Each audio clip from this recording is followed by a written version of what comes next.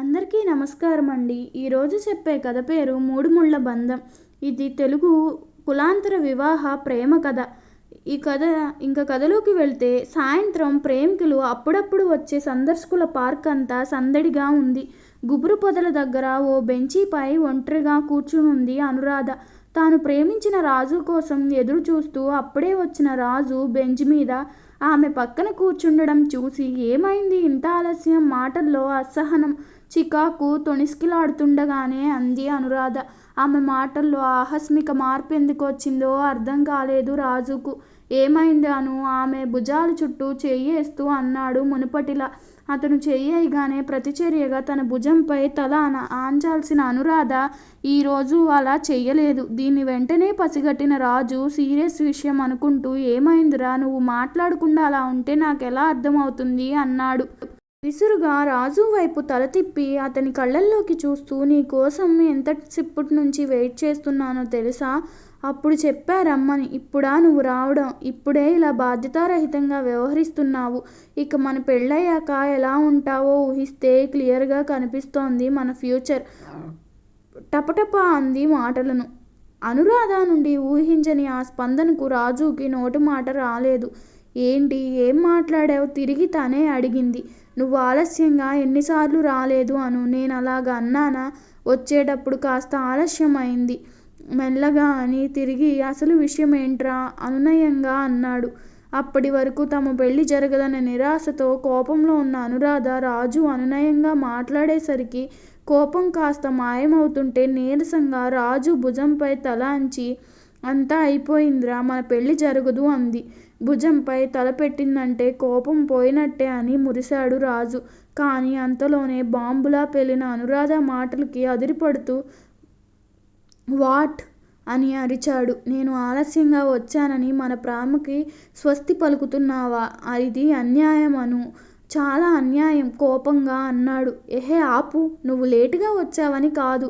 అది స్టడీగా కూర్చుంటూ మరి నాన్న ఒప్పుకోరని అంత ఖచ్చితంగా నీకెలా తెలుసు? నీకు తెలుసుగా మనిద్దరి కులాలు వేరని. నాన్న ఒప్పుకోరు రాజు. నిన్ను సినిమా చూశాం. అందులో హీరో హీరోయిన్లు ప్రేమించి పెళ్లి చేసుకుంటారు. ఒట్టి సినిమానే చూసే ఇలాంటి సినిమాలు చూసే పిల్లలు పాడైపోతారు. అసలు ప్రేమించుకుంటున్నాం గీమించుకుంటున్నాం అనే వాళ్ళని నరికి పోగులు పెట్టాలి. అప్పుడు గాని ఇంకెవరూ ప్రేమ జోలికి పోరు అన్నారు నాన్న చాలా కోపంగా. ఇంకా మన విషయం తెలిస్తే నాన్న రియాక్షన్ ఎలా ఉంటుందో ఊహిస్తేనే భయమేస్తోందిరా అసలు విషయాన్ని చెప్పింది అనురాధ తేలిగ్గా నిట్టూరుస్తూ. ఓస్, ఇంత దానికేనా? సినిమా చూసి ఏదో ఆవేశంలో అన్నుంటారులే. నువ్వు దీన్నే సీరియస్గా తీసుకుని మీ నాన్నే మన పెళ్లి వద్దంటున్న డెసిషన్ తీసుకుని విడిపోదామంటే ఎలారా అన్నాడు. నీకు తెలియదురా, ఒక్కసారి ఏదైనా మాట అన్నాడంటే అన్నట్టే చేస్తారు అని రాజు కళ్ళల్లోకి చూస్తూ. నాకంటే ఎక్కువ నిన్నే ప్రేమిస్తున్నాను రాజు. నీకేదైనా జరగకూడదని జరిగితే నేను తట్టుకోలేను. అందుకే ప్లీజ్ మనం విడిపోవడమే అటు నీకు ఇటు నాకు మంచిది అంది. ఓయ్ అను, ఏం మాట్లాడుతున్నావు అని ఇంకేదో అనబోతున్న రాజు మాటలను అడ్డుకుంటూ ఇంక మాట్లాడి ప్రయోజనం లేదు రాజు, నేను బయలుదేరుతున్నా అని లేచింది నడుస్తూ. ఇంకా నన్ను మర్చిపో రాజు అంది బుగ్గల మీదకి జారుతున్న కన్నీళ్లు తుడుచుకుంటూ. రాజు అనురాధకి వినపడేటట్టే గట్టిగా అరుస్తూ మన పెళ్లికి మీ నాన్న ఒప్పుకుంటే నీకు ఓకేనా అన్నాడు. వేగంగా అడుగులేస్తున్న అనురాధ ముఖంలో ఆనందం నడక కాపి తల తిప్పి రాజు వైపు చూసింది. అతని వైపు ఆరాధనగా చూస్తూ తలిపింది ఓకే అన్నట్టు. కానీ అంతలో తండ్రి గుర్తొచ్చి నిరాశతో అక్కడి నుంచి వెళ్ళిపోయింది. మరుసటి రోజు ఉదయం సమయం 7 గంటలు కావస్తుంది. ఏదో పని మీద వాకిట్లోకి వచ్చిన పూర్ణిమ యథాతథంగా చుట్టూ చూసింది. ఇంటి ముంగిట్లో రోడ్డు మీద జనాలు ఏదో గుసగుస మాట్లాడుకుంటూ ఎదురింటి సత్యనారాయణ ఇంటి వైపు చూస్తున్నారు. ఏమైందో అర్థం కాలేదు పూర్ణిమకి. పక్కింటిలోకెళ్తున్న పని మనిషి లీలా కనబడగానే లీలా అంటూ పిలిచింది. ఏంటమ్మా అంటూ వచ్చింది లీల. ఏమైందే? వీధిలో జనాలందరూ ఏదో మాట్లాడుకుంటున్నారు చిన్నగా అడిగింది పూర్ణిమ ముక్కు మీద వేలేసుకుంటూ. మీకు తెలియదా అమ్మా?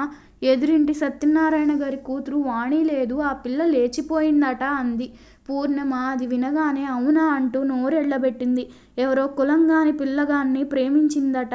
ఇంట్లో చెప్తే తల్లిదండ్రులు ఒప్పుకోలేదట.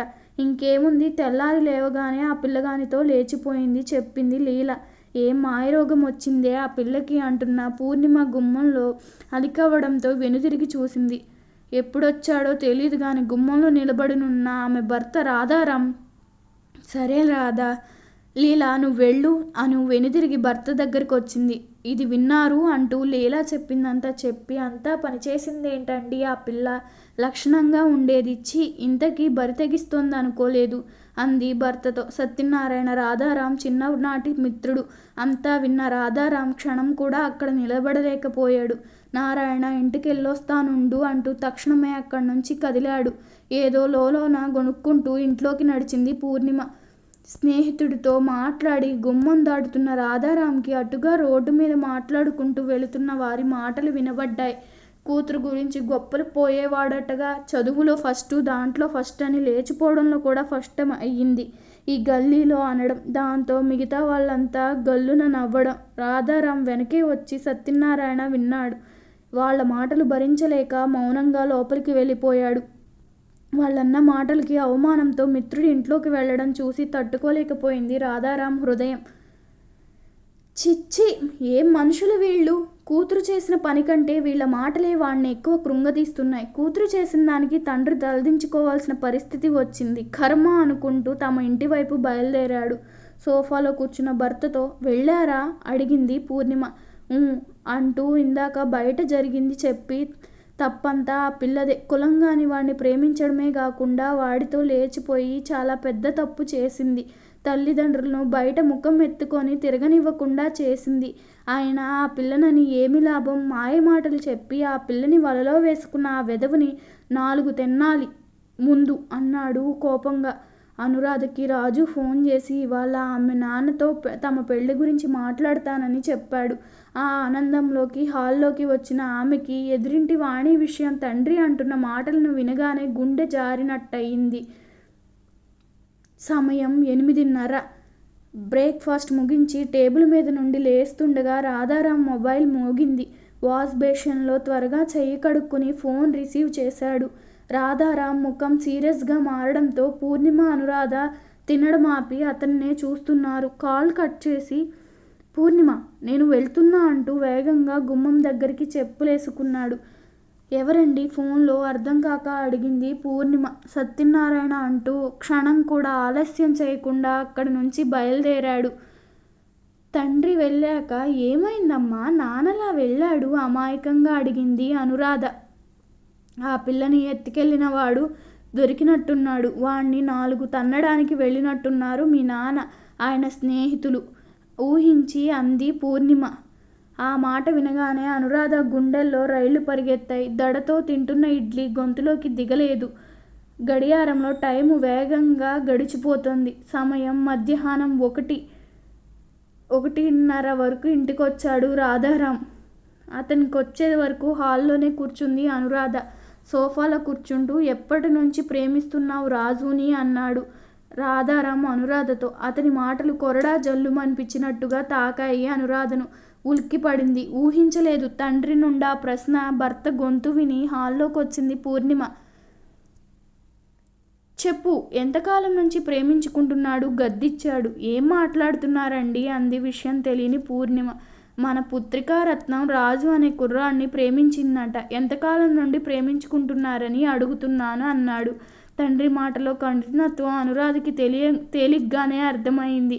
అది వింటూనే, ఓరి భగవంతుడా, ఇంత పని చేస్తేవే, పరువు గంగలో కలిపేశావు కదే, ఏం తక్కువ చేశావే, మా మీద ఇలా కక్షగట్టావు, తలగొట్టేసినట్టు చేశావు కదే పాపిష్టిదానా. కూతురు నెత్తి మీద టొంగలు పొడిచి ఏడుస్తూ నేల మీద చతికిలబడి కూర్చుండిపోయింది పూర్ణిమ. మాటలు రానట్టు బీసుకుపోయింది అనురాధ భయంతో. నెలలు గడిచేలోపు అనురాధకి పెళ్లి చేసి అత్తవారింటికి పంపించేశారు రాధారాం, పూర్ణిమలు. ఆ రోజు సాయంత్రం ఎప్పట్లానే కాఫీ కప్పు తెచ్చి ఇచ్చి భర్త ఎదురుగా కూర్చుంది పూర్ణిమ. ఏం ఆలోచిస్తున్నారండి? ఏమీ లేదు, అనురాధ గుర్తొచ్చింది అన్నాడు కాఫీ కప్పు పెదాలకి ఆనించుకుంటూ. అది కట్టుకున్న వాడితో సుఖంగా ఉంటే అదే చాలండి అంది కూతుర్ని జ్ఞాపకం చేసుకుంటూ. ఏదో గుర్తు రావడంతో నా డైరీ పెన్ను తీసుకురా అన్నాడు కాఫీ తాగి. కప్పును టేబుల్ మీద పెడుతూ లేచెళ్ళి తీసుకొచ్చింది పూర్ణిమ. దీన్ని ముట్టి నెల దాటుతోంది అనుకుంటూ డైరీ తెరిచాడు. ఒక్కొక్కటిగా జరిగిన సంఘటనలన్నీ గుర్తొచ్చాయి రాధారాంకి. వాటిని అక్షరాలుగా మలిచి డైరీలో రాయడం మొదలుపెట్టాడు. అందరిలా ఆలోచించే తండ్రినే నేను కూడా. కానీ నా ఆలోచన మారింది అని రాసే కంటే ఓ సంఘటన మార్చిందని రాయడం కరెక్టు. వాణి కులంగాని అబ్బాయిని ప్రేమించి లేచిపోయిందని తెలిసినప్పుడు ఆ పిల్ల తల్లిదండ్రులు ఎంత బాధపడ్డారో, బాధతో వాళ్ళని ఎంత దూషించారో కళ్ళారా చూసిన నాకే తెలుసు. కులం మతం అంటూ వీటినే చూస్తూ కని పెంచిన పిల్లల్ని వదులుకోవడానికి కూడా సిద్ధపడ్డ వాణి, ఆమెను ప్రేమించిన అబ్బాయి తల్లిదండ్రులకి ఆ రోజు ఓ కాల్ వచ్చింది. ఆ ప్రేమ జంట విషం తాగి ఆత్మహత్యకు పాల్పడిందని, ప్రస్తుతం వాళ్ళు ఆసుపత్రిలో ఉన్నారని. ఆ కాల్ ఎవరో చేశారో, ఎందుకు చేశారో తెలియదు గానీ ఆ దేవుడే చేయించాడనిపించింది నాకు. ఫోన్ చేసి ఇంటికి రమ్మన్నాడు నారాయణ. వాణి ఆత్మహత్యకు పాల్పడిందని నిన్న నాకే బాధ అనిపిస్తే కనిపెంచిన తల్లిదండ్రులకి ఎంత బాధ ఉండాలి. వాళ్ళని చూస్తే నా గుండె తరుక్కుపోయింది. ఎంతగా ఏడ్చారో పాలిపోయినాయి వాళ్ళ ముఖాలు. అప్పుడు వాడు నాతో ఒరేయ్ వాణి చేసిన పనికి కోపం వచ్చిన మాట నిజమే, కానీ అదంతా అగత్యానికి ఒడిగడుతుందనుకోలేదురా. పరువు ప్రతిష్ట కులం మతాలు అంటూ నా కూతుర్ని దూరం చేసుకున్నాను కదరా. ఒరే నాకు నా కూతురు కావాలిరా అని చిన్నపిల్లాడిలా ఏడుస్తున్న అన్నవాడి మాటలు నా గుండెల్ని కదిలిచ్చాయి. మేమంతా హాస్పిటల్కి వెళ్ళేసరికి వాణి ప్రేమించిన అబ్బాయి తల్లిదండ్రులు ఉన్నారు. అప్పుడు తెలిసిన విషయం నిజమేంటంటే ఆత్మహత్య చేసుకుంది వీరే పిల్లలు కాదని. ఆ విషయం తెలిసేసరికి ఆ ఇద్దరు తల్లిదండ్రులు సంతోషంతో ఒకరికొకరు కులాలను పక్కన పెట్టి ఆలింగనం చేసుకున్నారు. అదే క్షణాన వాళ్ళ పిల్లలకి పెళ్లి చేయాలని నిర్ణయించుకున్నారు. ఆ సంఘటన నా కళ్ళు తెరిపించింది. ఏ కులమైనా ఏ మతమైనా బ్రతికుంటేనే కదా అవన్నీ ఉండేవి. చనిపోయాక అసలు ఆత్మ ఉంటుందో లేదో కూడా తెలియదు. ఒకవేళ ఆత్మ ఉన్నా అది ఎక్కడికి వెళుతుందో కూడా ఎవరికీ తెలియదు. అలాంటప్పుడు బ్రతికున్నప్పుడు వీటన్నిటిని ఎందుకు పట్టించుకోవాలి? ప్రతి ఒక్కరిని నాలాంటి మనిషే అన్న భావనతో ఎందుకు చూడకూడదు? ఈ ప్రశ్న తలెత్తగానే మానవ ఆత్మకి అర్థమేంటో నాకిప్పుడు అర్థమైంది. అదేంటో కులాలు మతాలు ముఖ్యం కాదని, ప్రతి మనిషిలో ఉండే మంచి చెడులే ముఖ్యమని తెలుసుకున్నాను. అంతేకాదు ఇదివరకు నేను యువకుల ప్రేమ పెళ్ళిళ్ళను ద్వేషించేవాణ్ణి. కానీ అది తప్పని తెలుసుకున్నాను. ప్రేమకి కులాలతో మతాలతో పనిలేదు. అది మనసుతో మాత్రమే ముడిపడి ఉంటుంది. హాస్పిటల్ నుండి నేను ఇంటికి బయలుదేరి వస్తుండగా దారిలో పరిచయం లేని ఓ అబ్బాయి కలిశాడు. తనకు తాను పరిచయం చేసుకుని అతను నా కూతురు ఇద్దరు ప్రేమించుకుంటున్నారు అని చెప్పాడు. అది విన్న నేను క్షణకాలం పాటు నేను ఎప్పటి వరకు జరిగిందంతా ఆలోచించిందంతా మర్చిపోయి ఆవేశానికి లోనయ్యా. కానీ అంతలోనే తేరుకున్న సత్యనారాయణ చేసిన తప్పు నేను చేయకూడదనే నిర్ణయానికి వచ్చా. మనకు మనం పెట్టుకున్న ఈ కులమతాలకి నా కూతుర్ని బలి చేయదలుచుకోలేదు.